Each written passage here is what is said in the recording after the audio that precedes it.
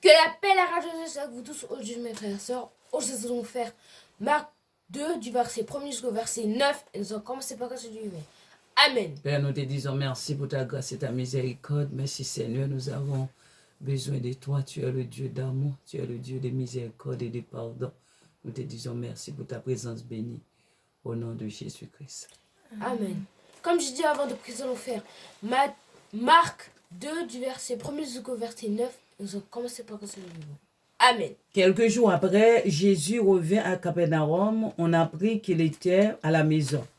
Et il s'assembla si un grand nombre de personnes que l'espace devant la porte ne pouvait plus le contenir.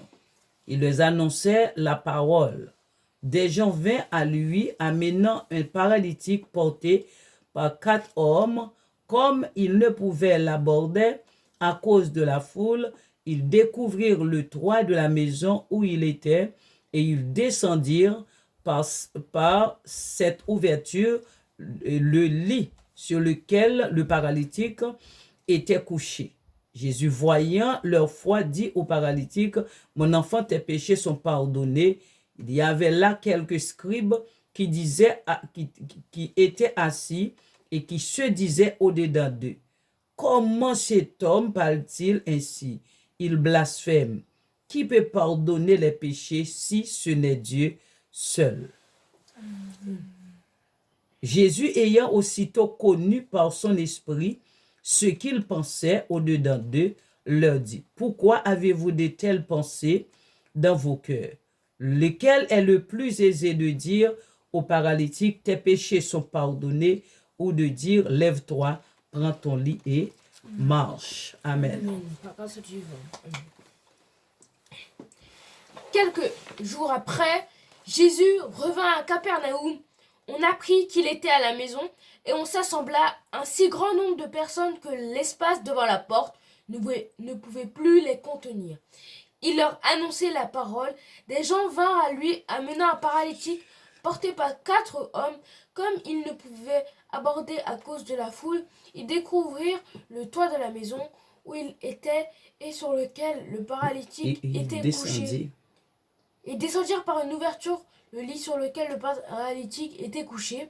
Jésus, voyant leur foi, dit au paralytique, « Mon enfant, tes péchés sont pardonnés. » Il y avait quelques scribes qui étaient assis et qui se disaient au-dedans d'eux, « Comment cet homme parle-t-il ainsi? Il blasphème. Qui peut pardonner les péchés si ce n'est Dieu seul? » Jésus, ayant aussitôt connu par son esprit ce que pensaient au-dedans d'eux, leur dit, « Pourquoi avez-vous de telles pensées dans vos cœurs? Lequel est le plus aisé de dire au paralytique, tes péchés sont pardonnés, ou de dire, lève-toi, prends ton lit et marche. » Amen. Quelques jours après, Jésus revint à Capernaum. On apprit qu'il était à la maison, et ici s'assemblait un si grand nombre de personnes que l'espace devant la porte ne pouvait plus les contenir. Il leur annonça la parole.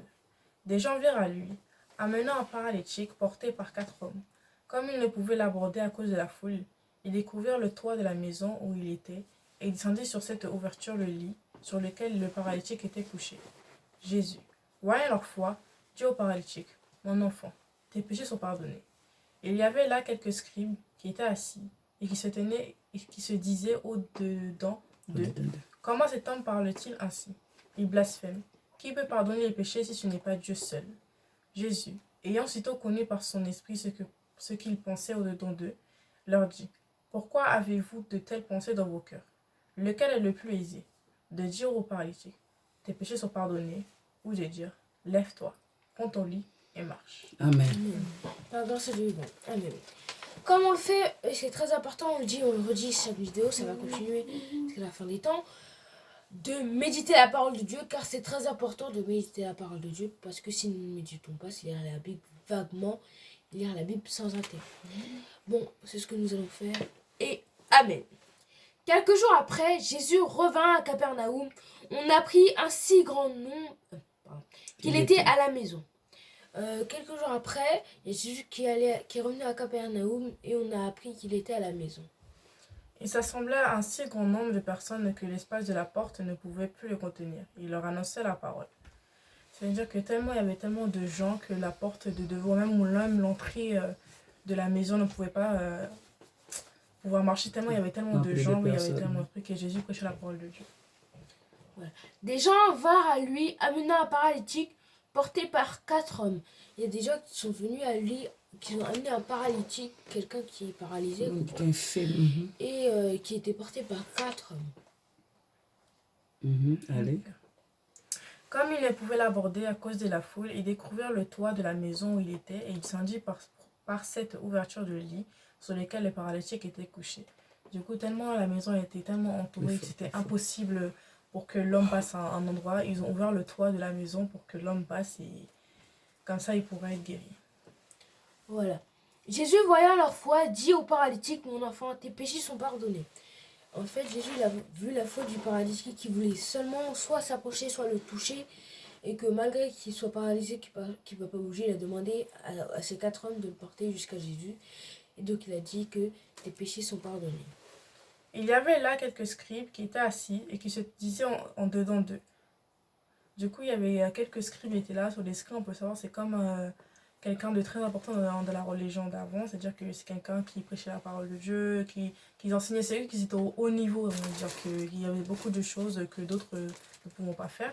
Et eux, ils disaient en dedans d'eux, mais comment il peut dire ça? Normalement, il n'y a que Dieu qui peut dire ça. Du coup, ils disaient, mais comment un homme, c'est-à-dire un simple homme, peut dire une telle phrase? Pardonner le péché. Voilà. Qui peut pardonner? Comment cet homme parle-t-il ainsi? Il blasphème. Qui peut pardonner le péché si ce n'est Dieu seul? Donc, comme la fille de Jésus-Christ vient de l'expliquer, c'est bizarre parce que personne à part Dieu peut pardonner les péchés. Il se prend pour qui cette personne? Il est déjà venu nous faire de la concurrence il n'y a pas longtemps dans les autres villes. Donc pourquoi il dit ça? C'est un blasphémateur, il doit être lapidé, il doit être tué. Donc c'est ce qu'il pensait alors que... Jésus, ayant aussi connu par son esprit ce qu'il pensait au-dedans d'eux, leur dit, pourquoi avez-vous de telles pensées dans vos cœurs? Du coup, on peut voir que, comme il a dit, que Jésus savait déjà comment on pense. C'est-à-dire qu'on peut voir que Jésus sait comment on est extérieurement, mais intérieurement, c'est-à-dire que ce qu'on pense dans nos cœurs, dans nos têtes et tout. Et que Jésus dit pourquoi il pense comme ça, alors qu'il sait pourquoi il pense comme ça, mais juste, voilà, quoi, sur le contexte, il dit pourquoi vous pensez comme ça. Voilà. Lequel est le plus aisé de dire au paralytique, tes péchés sont pardonnés, ou de dire, lève-toi, prends ton lit et marche? Il a demandé lequel est le mieux entre dire, le plus facile, entre dire, lève-toi et marche au paralytique, ou de dire, tes péchés sont pardonnés. Avez-vous des questions pour la fin? Amen.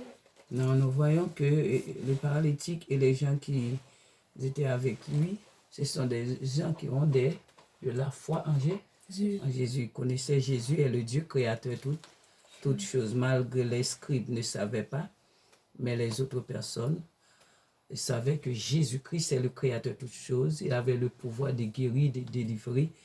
Et jusqu'à présent, Jésus-Christ toujours est le Dieu des dieux, le Seigneur des Seigneurs. Nous devons rester au pied de Jésus-Christ dans la parole. Là, on voit un petit avancement de l'histoire.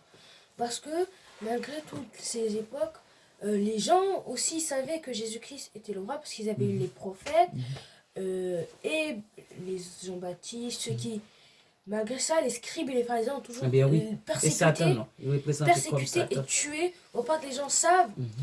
Et donc, ils sont restés dans le mensonge alors que les gens continuent à avancer. C'est dans l'orgueil. Donc, c'est pour ça qu'ils continuent à persécuter Jésus.